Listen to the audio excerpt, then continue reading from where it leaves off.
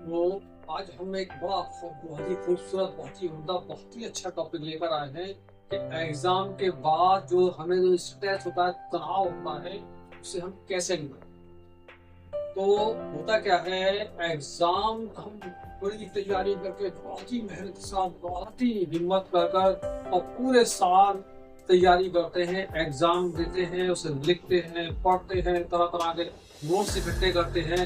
और जब सारी चीजें हमारी इकट्ठी हो जाती है, उसके बाद हम एक एग्जाम देने जाते हैं। एग्जाम्पल के तौर पर नीट का एग्जाम, या किसी इंजीनियरिंग के टेस्ट का एग्जाम, मेडिकल के टेस्ट का एग्जाम, या आजकल जो एक नया और एग्जाम शुरू हुआ है, नीट क्या है, वो अटल बिहारी वाजपेयी यूनिवर्सिटी के थ्रू पैरामेडिकल के एग्जाम। ये तमाम एग्जाम्स की हम तैयारी करते हैं और इन तैयारी करने के बाद हम जो है जब पेपर दे के आ जाते हैं तो हमको अंदाजा हो जाता है कि हमारे कितने नंबर आने वाले हैं। लेकिन हम बाज़ औक़ात क्या करते हैं, हम ये अंदाज़ा एग्जाम में जो हम पेपर देते हैं, हमें ये अंदाज़ा नहीं हो पाता, हम उसे नोटिस नहीं कर पाते, लिख नहीं पाते कि हम उस पर मार्क्स के हम कितने करेक्ट कर जाए, कितने नहीं। वो स्टूडेंट्स जो जिनको बिल्कुल भी अंदाजा नहीं है कि हम एग्जाम में कैसा कर कर आए हैं, उन लोगों को क्या होता है, बहुत ही ज्यादा स्ट्रेस हो जाता है।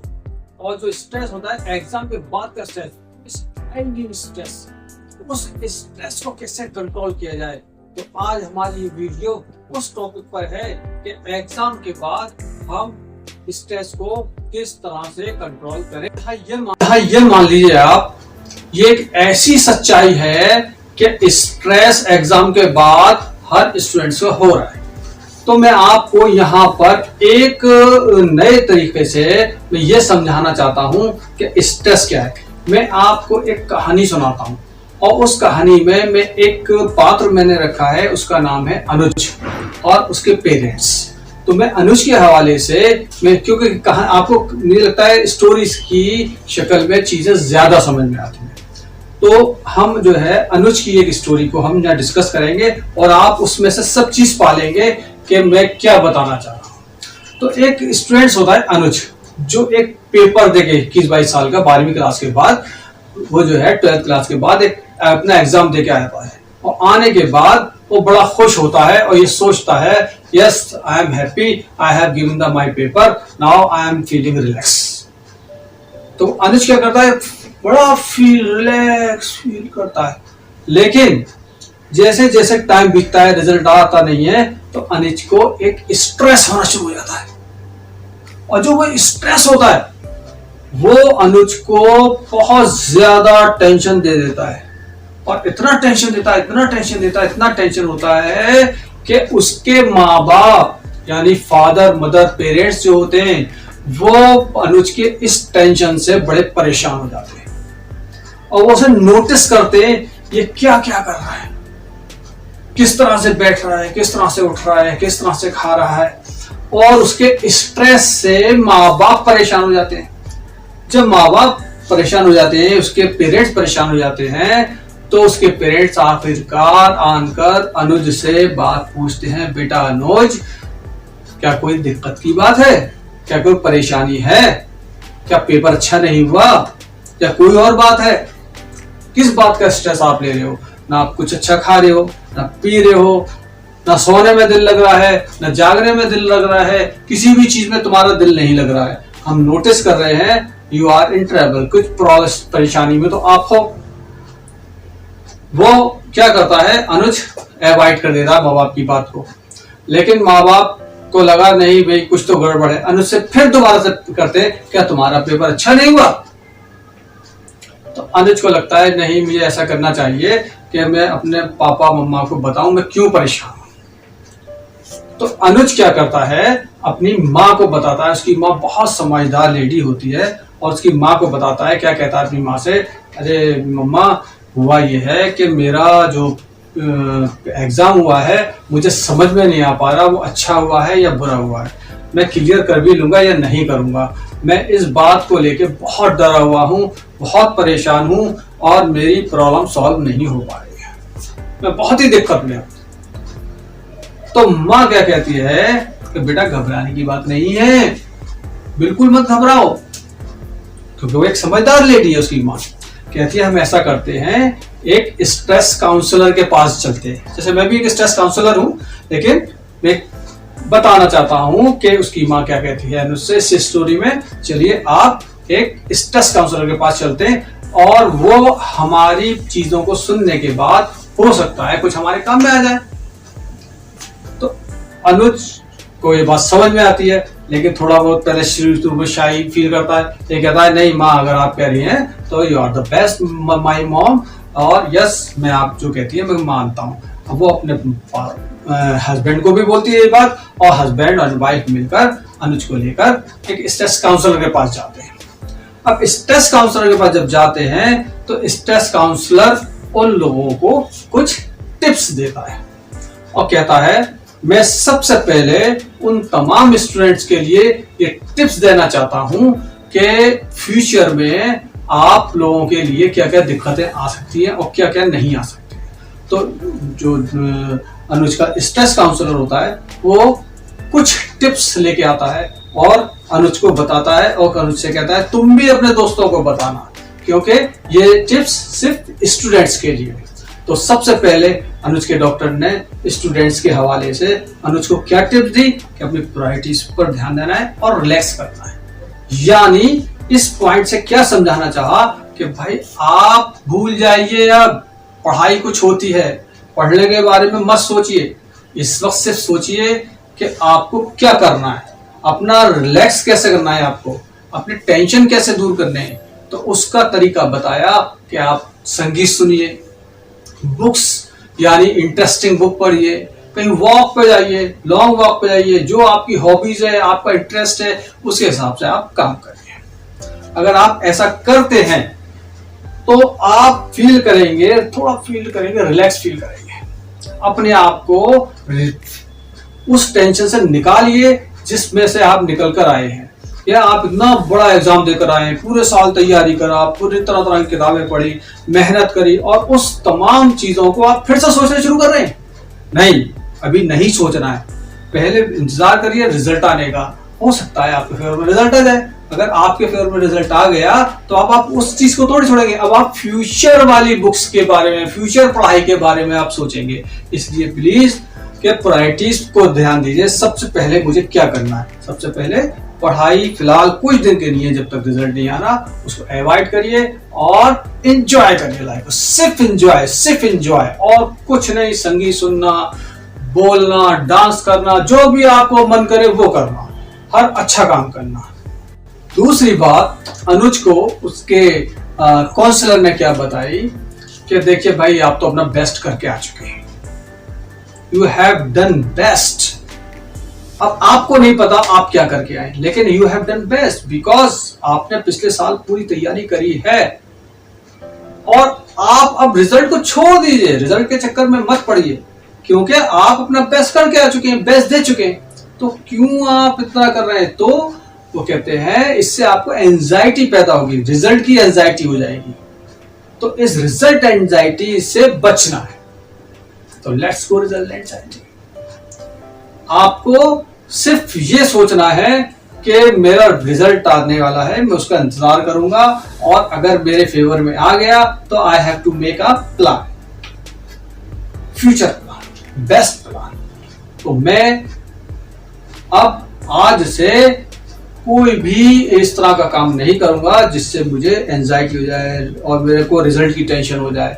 आपको रिजल्ट के बारे में सोचना चाहिए। आप बस एक ही बात दिमाग में रखिए, एक ही बात बार बार मुंह से बोलिए, क्या आई हैव डन बेस्ट, और मैं अपना बेस्ट दे चुका हूं और मुझे सिर्फ वेट करना है रिजल्ट का, और कुछ नहीं करना है। मुझे अपना टाइम स्पेंड करना है दूसरी चीजों में, हंसने में, बोलने में, दूसरों से बातें करने में, माँ बाप से बातें करने में। यानी कि मुझे सिर्फ और सिर्फ रिजल्ट के बारे, मुझे पढ़ाई के बारे में नहीं सोचना है। ये बेहतरीन टिप। और क्योंकि आप अपना बेस्ट कर चुके हैं तो आप रिजल्ट पर भरोसा रखें, उसे आने दें और सिर्फ पॉजिटिव सोचें। ये सोचें जो भी होगा अच्छा है। और ध्यान रखिए बेटा अनुज, आपको क्या करना है कि आप अपने आप को दूसरों से कंपेयर मत करो। Not compare to others, understand what I am saying, not compare to others. क्योंकि अगर आप जैसे ही कंपेयर करेंगे अपने आप को दूसरों से, आपके अंदर हीन भावना आ जाएगी, आपको लगने लगेगा, क्योंकि आज जब दोस्त मिलते हैं ना आपस में, अरे बड़ी शेखी मारते हैं भाई, बहुत बहुत शेखी मारते हैं। जब मैं स्टूडेंट था मैं भी ऐसे ही करता था, और भी मेरे साथ करते थे। बेकार पेपर करके आए, घटिया पेपर करके आए, पता है यार मेरे तो 3 नंबर आने वाले हैं, मैंने ये कर दिया, अरे मैंने ये कर दिया। अरे भाई वो आदमी सामने वाले को इतना स्ट्रेस, अरे करके इतना स्ट्रेस दे देता है, इतना स्ट्रेस दे देता है कि जो अच्छा करके आया है वो ये सोचने लगता है मैंने खराब करा है।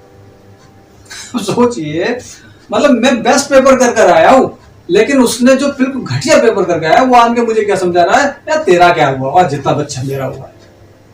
इससे क्या समझ में आया कि डोंट कंपेयर, आप कंपेयर मत करिए, क्योंकि you are the best, you are one of the best students in your class. तो आप जब पेपर देके आए हैं, बेस्ट पेपर देके आए, आप भरोसा रखिए, दूसरों से कंपेयर नहीं करिए, क्योंकि दूसरे आपको सिर्फ, आप दूसरों से परेशान हो सकते हैं। इसलिए आप अपनी दुनिया में रहिए फिलहाल पेपर के बाद, उसके बाद अपनी नॉर्मल बातों में रहिए। कभी इस रिजल्ट पे डिस्कस मत करिए। कभी कभी सोचिए, मैं 5 से 10 मिनट आप जो है शांति से बैठिए और फील करिए, अपना एक लंबी सांस लीजिए, अपने आप को रिलैक्स करिए और सांस लीजिए, और फिर अपने आप को रिलैक्स करके 5-10 मिनट ऐसा रोज करिए, तो आपका आप रिलैक्स हो जाएंगे, उससे भी आपको बड़ा आराम मिलेगा। तो इस वजह से आप अपने आप को ध्यान रखिए कि मुझे कभी भी किसी से कंपेयर नहीं करना है। ये मेरी बात को सबके लिए है, ये चाहे कोई हो, हर एक के लिए है। लेकिन क्योंकि अनुज तुम मेरे पास बैठे हो, तुम मेरे से टिप्स लेने आए हो, तो मैं अनुज जैसे हजारों बच्चों के लिए मैं क्या टिप्स देता हूं आज की, best tips, don't compare to others. Understand, मेरी बात याद रहेगी ना? हाँ, गुड, मेरी बात हमेशा याद रखिएगा, डोंट कंपेयर टू अदर्स। और मैं खास बात बताऊं, आप जब भी परेशान हो या बहुत खुश हो, या तो आप परेशान है या बहुत खुश है, दोनों कंडीशन में इंपॉर्टेंट कौन है पता है आपको? मैं राज की बात बताता हूं। सबसे इंपॉर्टेंट होते हैं आपके पेरेंट्स, आपकी माँ, आपके पापा, आपकी, इनसे बेहतर हो ही नहीं सकता, आपके पेरेंट्स से बेहतर कोई नहीं हो सकता। पेरेंट्स का हमेशा एक मोटिव रहता है, मैं ना खाऊं लेकिन मेरा बेटा खा ले, मैं ये एंजॉय ना करूं लेकिन मेरा बेटा ये एंजॉय करे, मैं बाइक ना चलाऊं लेकिन मेरा बेटा बाइक चला ले, जो काम मैं नहीं कर सका वो मेरा बेटा अच्छे करे।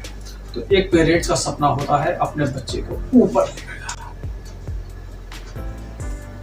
तो मेरी बात याद रखिए, अनुज के हवाले से मैं आपको यह बात बता रहा हूं कि पेरेंट्स ही एक ऐसी चीज है जिससे आप अपनी बात डिस्कस कर सकते हैं, बता सकते हैं, और अगर कोई प्रॉब्लम में है तो पेरेंट्स के साथ डिस्कस करिए और उसको बताइए। पेरेंट्स के साथ अगर आप अपना टाइम नहीं बिताएंगे, हमेशा पेरेंट्स के साथ टाइम बिताइए, उनके साथ बाहर जाइए, उनके साथ घूमने जाइए, उनके साथ मूवी को जाइए, उनके साथ पढ़ाई कुछ नहीं समझ में आ रही तो बताइए मम्मा मैं प्रॉब्लम में हूँ, मुझे ये प्रॉब्लम्स हो रही हैं, ये हो रही हैं। तो हो सकता है आपकी माँ का या पापा का एकदम दिमाग में ये बात आ जाए कि नहीं हमें अपने बच्चे के लिए कुछ करना है। जिस तरीके से आज आपको स्ट्रेस काउंसलर के पास आप मौजूद है ना, क्यों है? अपने फादर मदर की वजह से तो है। अगर ये फादर और मदर, आपके पेरेंट्स आपके बारे में नहीं सोच रहे होते और आपका स्ट्रेस रिमूव करने के लिए जहां नहीं लाए होते तो क्या आप आगे जाते? पर मुझे पता चला आप शाई फील कर रहे थे। तो इसलिए don't shy, always talk to with parents, और हमेशा अपने मन की बात अपने पेरेंट्स से करिए। अगर आपके बहन भाई हैं तो उनसे डिस्कस करिए, अपनी बातें करिए, लेकिन ये नहीं है अदर्स से मतलब those who have not in your relationship means your mother, your father, your sister and your brother। तो ये एक ऐसे रिलेशंस हैं जो हमेशा आपको अच्छी एडवाइस करेंगे, हमेशा आपको बेहतरीन एडवाइस करेंगे, हमेशा आपको प्रायोरिटी पर रखेंगे, हमेशा आपको ऊपर ले जाने की बात करेंगे। आपकी प्रोग्रेस से ये लोग जलेंगे नहीं। ये लोग कभी भी आपकी प्रोग्रेस से कोई भी जो है उनके दिल में गलत बात नहीं आएगी। ये हमेशा आपको ये चाहेंगे मेरा भाई या मेरी बहन जो भी जो है वो टॉप पर जाए, टॉप पर। तो आपको अगर टॉप पे जाना है तो अपने मदर फादर के टच में रहिए और अपने मन की बात उनसे कहिए। तो मैं पेरेंट्स को भी एक ऐसी गाइडलाइन देना चाह रहा हूं जिस तरीके से मैंने अनुज को दी है, तो पेरेंट्स भी समझें कि हमें अपने बच्चे के लिए क्या करना चाहिए। अनुज को तो हमने समझा दिया, और जैसे बहुत सारे मेरी इस वीडियो से बच्चे जो है समझ भी गए होंगे कि जो है डॉक्टर काशिफ स्ट्रेस काउंसलर क्या समझाना चाह रहे हैं। मैं यही समझाना चाह रहा था कि स्ट्रेस नहीं लेना है। अब पेरेंट्स को भी तो पता होना चाहिए कि हमें क्या करना है अपने बच्चे के हवाले से। तो पेरेंट्स के लिए भी मेरे पास कुछ टिप्स हैं, और हर पेरेंट्स इससे आप प्रॉमिस करेंगे कि ये वाली टिप्स हम अपने बच्चे के लिए जरूर और जरूर और जरूर अप्लाई करेंगे। तो अगर ये टिप्स मेरी आप अप्लाई करेंगे तो ध्यान रखिए, you will be happy, your son और डॉटर विल बी हैप्पी। जो भी आपके पास है, सन है तो हैप्पी, डॉटर है तो हैप्पी, तो आपके बच्चे आपसे खुश रहेंगे। तो मेरी पहली टिप्स, प्लीज सबसे पहली मेरी टिप्स है कि आप डोंट मेक अ प्रेशर। अपने बच्चे पर प्रेशर मत बनाइए इस बात का, पढ़ ले, मेहनत कर, नहीं, क्योंकि वो एग्जाम की तैयारी कर रहा था, बहुत प्रेशर में था, बहुत मेहनत करने के बाद वो एग्जाम में बैठा, अपीयर हुआ, और उसने बहुत मेहनत करने के बाद वहां तक पहुंचा। आज उस पर ये प्रेशर मत बनाइए, बेटा बता कैसा पेपर हुआ, बता कैसा पेपर हुआ। अगर आपने उससे 5, 7, 10 बार पूछ लिया कि बता तेरा पेपर कैसे हुआ, तेरा पेपर कैसे हुआ, तो उसका नतीजा ये निकलेगा कि वो ये नहीं बता पाएगा मेरा पेपर कैसा हुआ, लेकिन वो स्ट्रेस में चला जाएगा। उस स्ट्रेस से निकालने का सही तरीका है डोंट मेक अ प्रेशर। बच्चे में प्रेशर नहीं बनाना, बल्कि बच्चे से दोस्ताना ताल्लुकात बना के रखने, बच्चे के साथ मेहनत करनी है। बच्चा जो है, क्योंकि आपका बच्चा बहुत लॉन्ग टाइम मेहनत करने के बाद वो इस नतीजे पर पहुंचा है, बहुत मेहनत करने के बाद ही तो वो यहां तक पहुंचा है। उसने इतनी मेहनत कर डाली है कि जिसका आपको अंदाजा ही नहीं है। तो अब आप आज के बाद बच्चे पर प्रेशर नहीं डालेंगे किसी भी किस्म का। उसके बाद क्या करेंगे, आप अपने बच्चे के इमोशन समझने की कोशिश करिए कि बच्चा चाह क्या रहा है। तो उसके इमोशंस को समझने की कोशिश करें, उसे डांटे ना, उसे उसकी बात को समझने की कोशिश, उसकी चिड़चिड़ापन अगर हो रहा है उसे, तो ये समझने की कोशिश करें इससे हो क्यों रहा है चिड़चिड़ापन। तो ये आपका काम है उसका चिड़चिड़ापन खत्म करना, क्योंकि वो इमोशनल है इस टाइम बहुत ज्यादा, वो बहुत ज्यादा परेशान है अपने रिजल्ट को लेकर।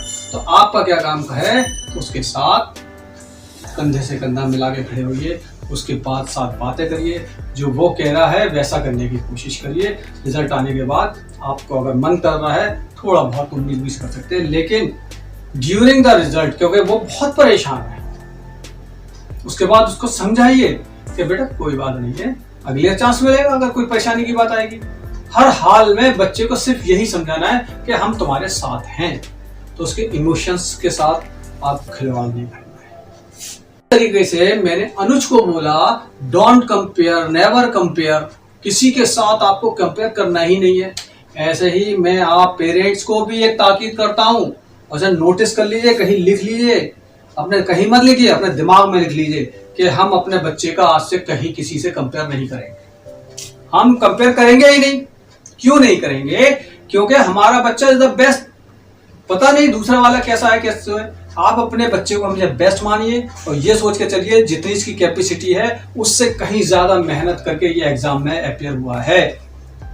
हम इसको कैसे मान लें कि ये जो है हम इसको अंडरस्टिमेट कैसे कर लें? आप अपने बच्चे को अंडरस्टिमेट मत करिए और उसको सिंपल ये मान के चलिए वो बेस्ट बच्चा है आपका, और उसको किसी भी बाहर वाले बच्चे से कंपेयर मत करिए, क्योंकि आने वाले दिनों का वही फ्यूचर है, वही हमारे हिंदुस्तान समाज का फ्यूचर है, वही इस भारत का फ्यूचर है। आपका फ्यूचर है, आपका नाम रोशन करने वाला है, आपसे ऊपर जाने वाला है। क्यों? क्योंकि आप कंपेयर नहीं करिएगा, लेकिन कंपेयर करेंगे तो वो डिप्रेशन के शिकार हो जाएगा। मेरी माँ तो मुझे हमेशा उससे कंपेयर करती है, जबकि उसके नंबर तो मुझसे कम आते हैं।